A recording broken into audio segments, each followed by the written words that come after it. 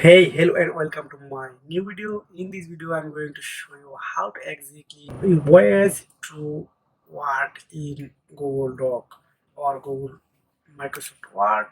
How to use voice typing in Word or Google Doc. So I'm going to my Google Doc.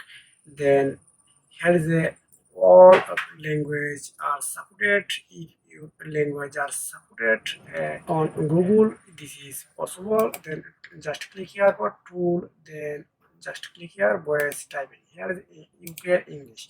Then if you want to change here, you can see here is lots of language. If you want to write Hindi, Bangla, Chinese, that's all language are available. So I want to use English language, then I choose UK language or US language. Then now type. Now type. Hey guys, this is Kalam. I'm from Bangladesh and I invite you for a visit to Bangladesh in 2024. I hope you are all.